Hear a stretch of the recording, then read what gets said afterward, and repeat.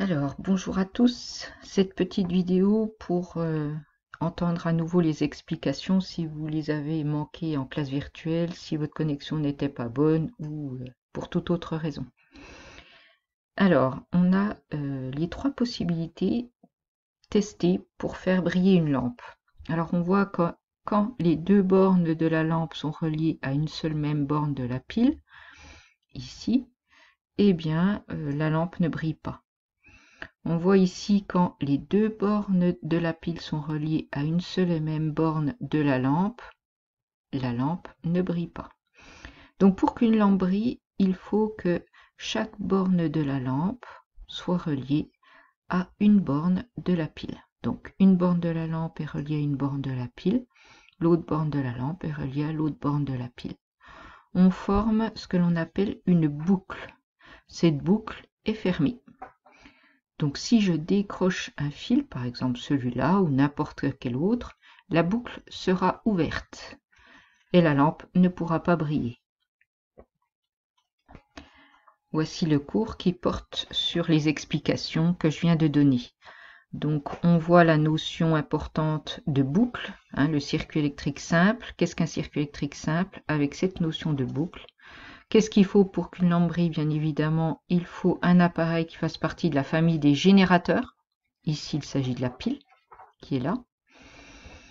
Et puis, si le courant électrique ne peut pas passer à un endroit, on dit que le circuit est ouvert, la lampe ne brille pas. Sinon, le circuit, comme ici, est fermé. La lampe brille. Alors, en classe virtuelle, on s'est posé la question sur ce qu'était un matériau conducteur d'électricité, un matériau. Un matériau conducteur est un matériau qui laissera passer le courant électrique et un matériau isolant est un matériau qui ne laissera pas passer le courant électrique. Nous allons donc essayer de voir pour différents matériaux s'ils sont conducteurs ou isolants. Alors on s'est posé la question pour une pochette en plastique, pour de l'eau, pour des ciseaux, du tissu et d'autres choses. Alors cela nous a permis de réinvestir la notion de boucle. Alors ici, on revoit notre boucle. Voilà. Si le matériau est isolant, le circuit électrique sera ouvert, la boucle est ouverte et notre lampe ne fonctionne pas, elle ne brille pas.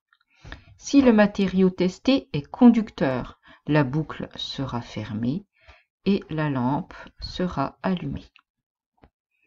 Alors ici, pour le plastique, on voit que la lampe ne fonctionne pas. Pour l'eau, je pense que beaucoup d'élèves parmi vous pensaient que c'était un conducteur d'électricité, et pourtant, ici, la lampe ne brille pas. On va revenir là-dessus tout à l'heure. Ensuite, une mine de crayon en carbone, eh bien, on voit que la lampe brille.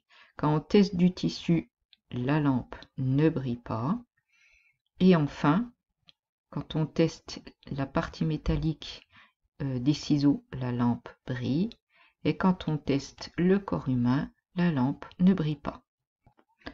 Voici le cours correspondant à ce que nous venons de voir. Donc on définit les matériaux conducteurs et les matériaux isolants. Alors on a classé les conducteurs, dans les conducteurs, les métaux, le carbone et le corps humain.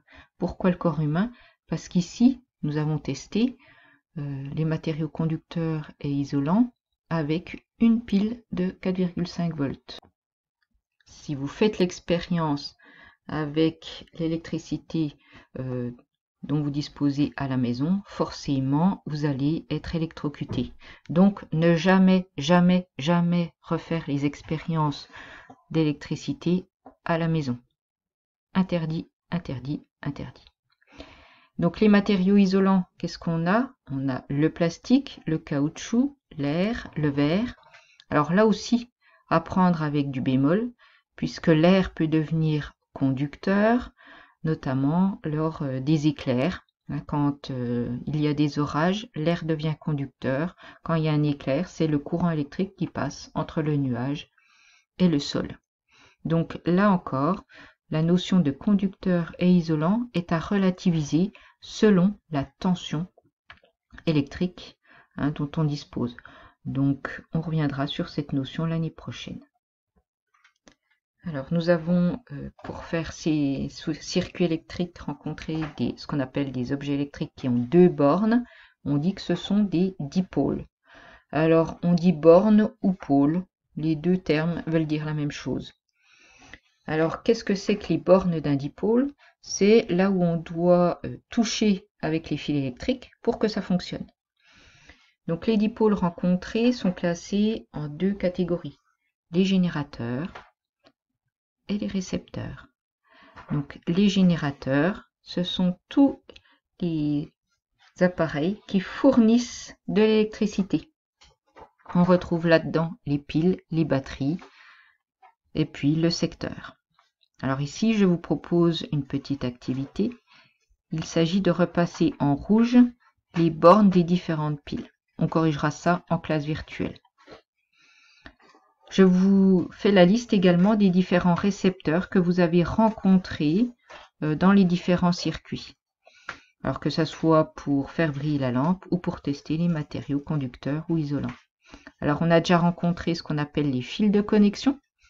Alors ceci, c'est une vue en coupe avec une gaine en plastique qui peut être de différentes couleurs.